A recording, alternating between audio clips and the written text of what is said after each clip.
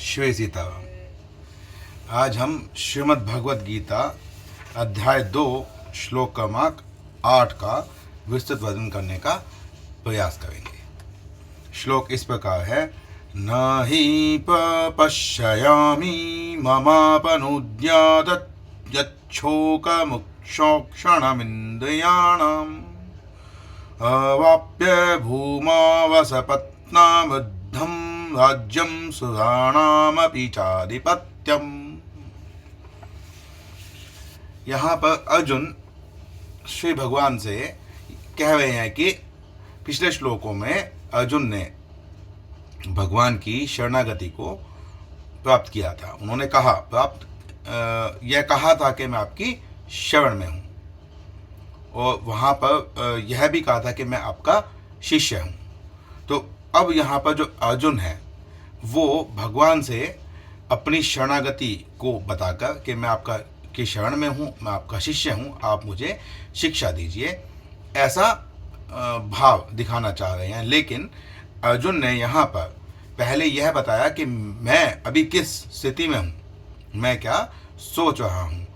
और यहाँ पर अर्जुन ने अपने जो शोक है, अर्जुन को जो युद्ध के परिणाम का जो शोक अर्जुन के मन में समाया हुआ है, अर्जुन कह रहा है कि मेरे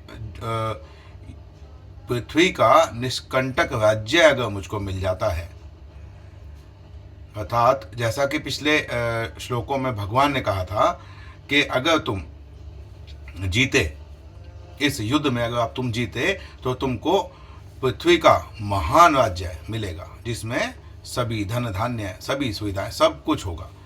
और अगर तुम इस युद्ध में वीर गति को प्राप्त हुए तो तुम्हें स्वर्ग प्राप्त होगा।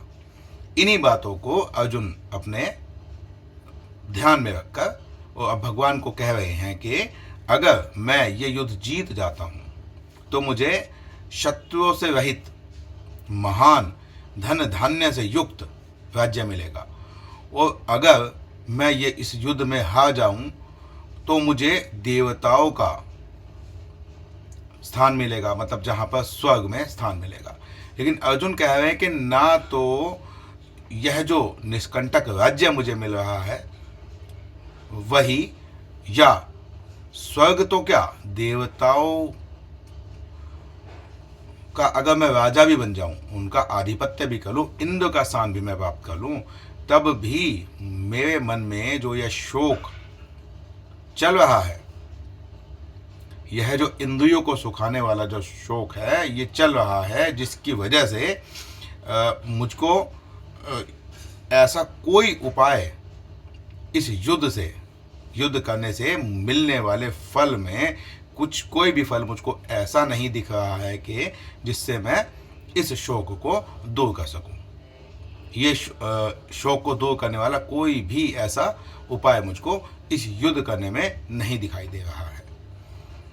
यहाँ पर अगर अर्जुन इस युद्ध को जीत जाता है तो यहाँ पर जो उसे राज्य, जो भोग मिलेंगे, जब तक अर्जुन जीवित रहेगा, जब तक उसके इस देह से संबंध रहेगा, तब तक वह अपने आप को कभी क्षमा नहीं कर पाएगा, क्योंकि उसको यही लगता रहेगा कि मैंने इस तुच्छ अनित्य राज्य के लिए, भोगों के लिए अपने पूरे कुटुंब का, अपने गुरुओं का, अपने पितामह प्रपितामह इनका वध कर दिया।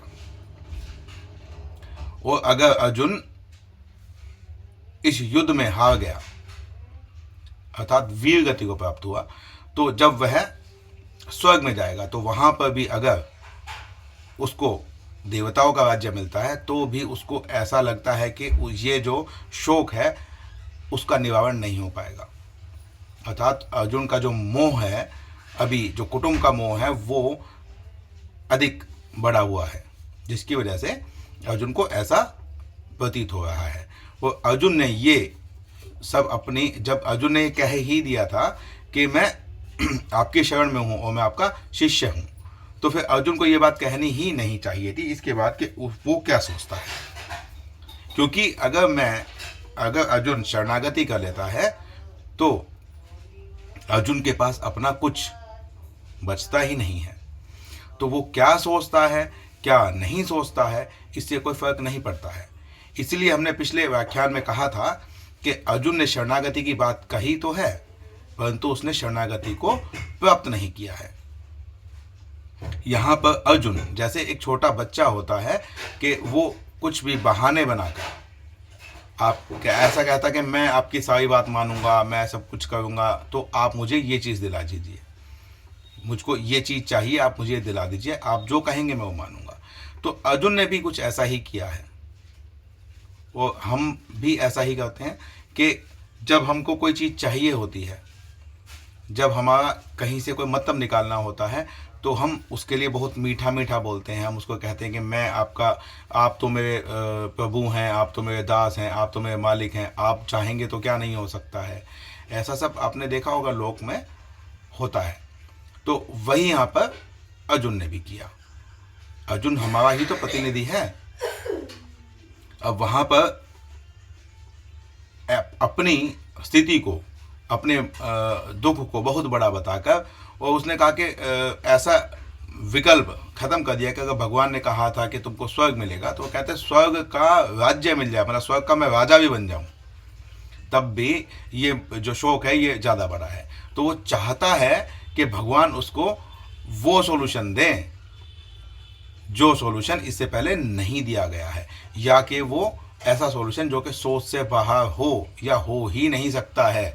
अर्जुन ने अपनी तरफ से सभी रास्तों को बंद कर दिया है कि भगवान अब उसको पता नहीं मतलब कोई ऐसा सॉल्यूशन ना दे पाए जिससे उसको युद्ध करना पड़े। अर्जुन युद्ध करना नहीं चाहता है, और यह बात कहने के लिए, इसी बात को जताने के लिए अर्जुन ने ये सब बातें कही कि मुझको बड़े से बड़ा सुख नहीं चाहिए, क्योंकि ये जो दुख है, अगर मैं अपने कुल का नाश करूँगा तो जो दुख मुझको मिलेगा, उस दुख के समान कोई सुख मुझे दिखाई ही नहीं दे रहा है। इसीलिए अगले श्लोकों में, अब इसके बाद एक और दो श्लोक हैं, 2 श्लोक हो आएंगे फिर, क्योंकि अब संजय धृतराष्ट्र को बताएंगे, तो उसके पश्चात भगवान गीता का उपदेश देना शुरू करेंगे। तो अगले जितने भी दो वीडियो के बाद में जो वीडियो आएंगे, उन वीडियो में आपको भगवत गीता का ज्ञान मिलना शुरू हो जाएगा, मुझे, आपको। और इसीलिए आगे मिस मत करिएगा। कहीं आपको ये लगे कि इस व्याख्यान में कहीं कोई गलती हो रही है, तो आप कृपया अवगत कराएं, कमेंट करें, जिससे कि उस गलती को, त्रुटि को सुधारा जा सके। और हो सकता है कि कोई ऐसा भाव जो मुझसे छूट गया है वो आप मुझे बता दें, तो आपसे भी मुझे उस ज्ञान की प्राप्ति हो सके, क्योंकि ये ज्ञान का आदान प्रदान करने का ही एक माध्यम बनाया जा रहा है। शिव सीताराम।